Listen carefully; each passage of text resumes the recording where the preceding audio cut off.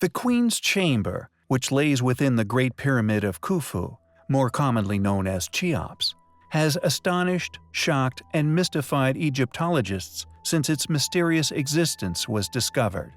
The intrigue into this elusive chamber, along with its mysterious adjacent shafts, comes as no surprise once one understands the anomalous characteristics of their construction. As we have already covered before, massive cover-ups have been suspected as taking place surrounding this mysterious chamber since its discovery. Strange shaft tunnels, set at a 45-degree incline, no larger than 20 centimeters in diameter, run away from this room, and no one seems to know why.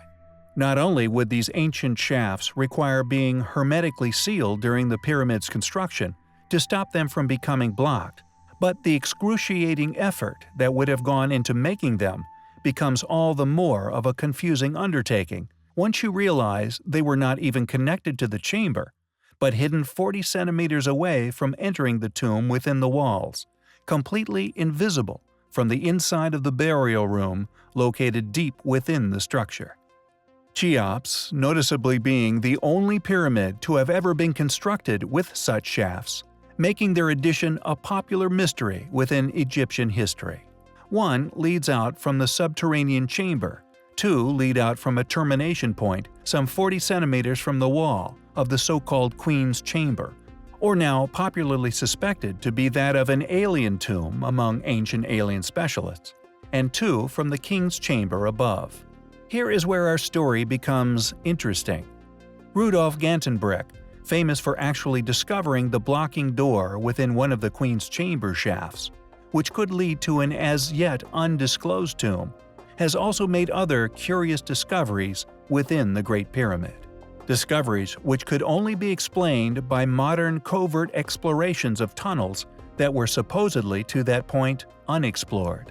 Gantenbrink's cache being but one example of these mysterious finds, deep within the tunnel systems in the royal chamber, at a 90-degree turn going vertically upwards, a pile of papers, possibly wrapped artifacts, weighed down with a small piece of timber or stone, possibly another artifact, was discovered by Gantenbrink's robot. Also, during initial location attempts to find access tunnels leading to the Queen's Chamber, several blocking stones required removal. After the removal of the seventh block, a modern-era hexagonal steel rods were discovered discarded upon the tunnel's floor. Each section of the hexagonal steel rods measures 2.7 meters in length and was fitted with a round socket which allowed them to be joined to the next section. In one of the lower shafts in 1872, Wayneman Dixon found three more objects which could be considered proof of prior covert exploration of the mysterious northern shafts. A copper grappling hook about 5 centimeters in length, accompanied by a small gray-green stone ball and a broken-off piece of a square wooden slat or rod about 13 centimeters long.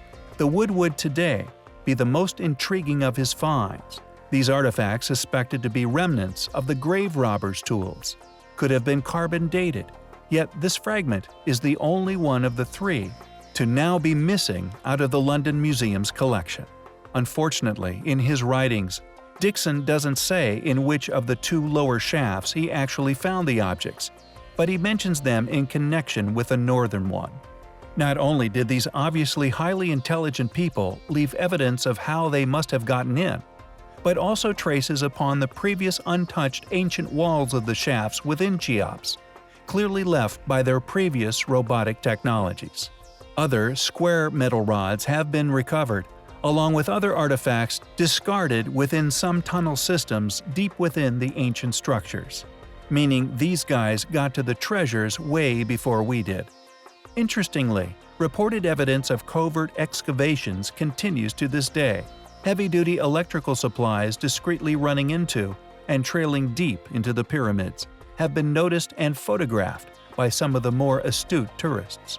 Witnesses to the sounds of heavy machinery being used beneath the site is also frequently reported, yet rarely followed up.